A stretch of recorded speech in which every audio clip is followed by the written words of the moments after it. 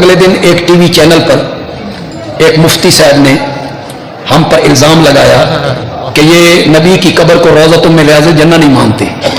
یہ T V پہ آج کل فرقہ واریت مسجدوں سے نہیں پھیل رہی. کہاں سے پھیل رہی ہے؟ ٹی وی چینلوں پر پھیل رہی.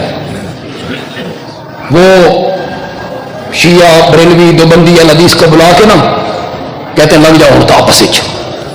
پھر وہ گفتگو کرتے ہیں آپس میں. تو وہ کہنے لگے کہ ایک فرقہ روضۃ من ریاض الجنہ نہیں مانتا، وہ روضۃ من ریاض الجنہ مان لے نا تو نبی کی حیات ماننی پڑتی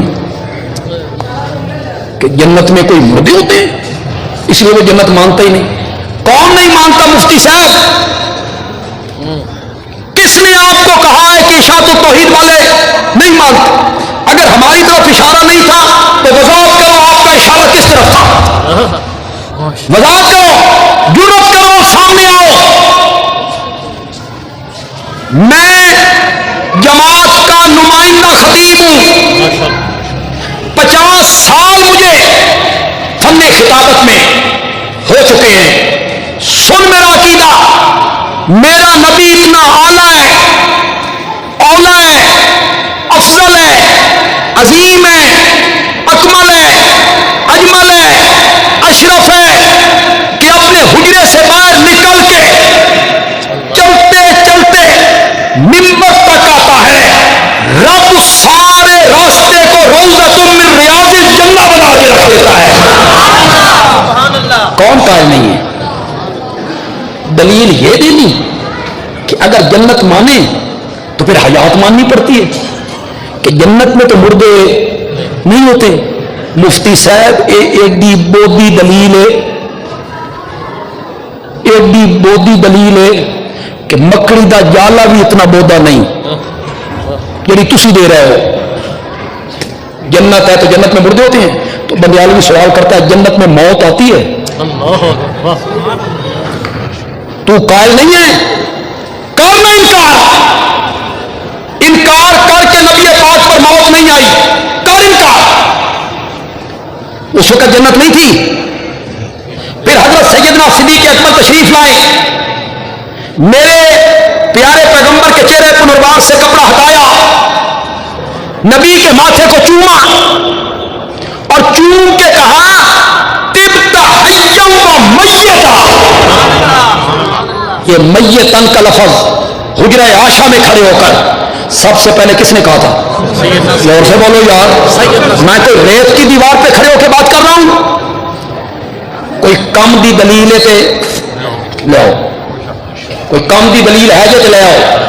یہ دلیلیں نہیں بنتی. جنت ہے، جنت میں تو مردے نہیں ہوتے. تو بدیالوی کہتا ہے جنت میں تو موت بھی نہیں آتی. صحابہ جب آپ کو دفن کر رہے تھے کیا سمجھ کے کر رہے تھے؟ زندہ. بولتے کیوں نہیں ہو؟ زندہ. اس وقت جنت نہیں تھی. جنت ماں کے قدموں کے نیچے ہے، نہیں حدیث. جنت تلوار کے سائے کے نیچے ہے، نہیں حدیث. اس کا کیا مطلب ہے کہ ماں کے قدموں کے نیچے جنت ہے؟ اس کا مطلب یہ ہے ماں کی خدمت کرو جنت پاؤ. تلوار کے سائے کے نیچے ہے جنت، جہاد کرو جنت پاؤ. اور ماں بین بیتی و منبری روضۃ من ریاض الجنہ کا معنی یہ ہے ایمان کی حالت میں جو آدمی یہاں پہنچ گیا وہ یوں سمجھے جنت میں پہنچ گیا. سبحان اللہ. وہ یوں سمجھے. حضرت علامہ عطا اللہ بندیالوی صاحب مفتی صاحب کے پاس جمیعت اشاعت توحید و سنت علامہ عطا اللہ بندیالوی صاحب مسئلے حق جمیعت اشاعت توحید و سنت. کوئی کم بھی دلیل ہے جو چلے آؤ. یہ دلیلیں نہیں بنتی. یہ تو حجرہ عائشہ میں کھڑے ہو کے صدیق اکبر نے کہا تھا طبت حیا و میتا.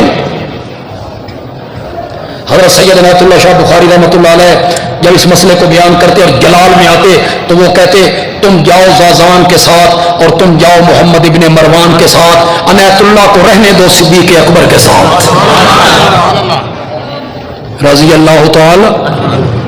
پھر باہر آ کے اسی منبر پہ جو جنت کا حصہ ہے، جو جنت کا حصہ ہے، مفتی صاحب اسی منبر پہ کھڑے ہو کے ابو بکر نے کہا تھا من کان صلی اللہ علیہ وسلم فإن محمدًا قد ماتا کا کیا میں نے حضرت ابوبکر کو پتہ نہیں تھا کہ یہ جنت ہے اور جنت میں ماتا نہیں ہوتا.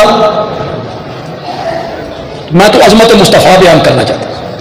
عظمت مصطفیٰ ہی کے ضمن میں عظمت صحابہ کو ٹچ دینا چاہتا ہوں. لگ گیا تجھے تھکے ہوئے. نعرہ تکبیر، آواز اونچی کر کے حضرت صاحب جی کو بتا دیں. نعرہ تکبیر،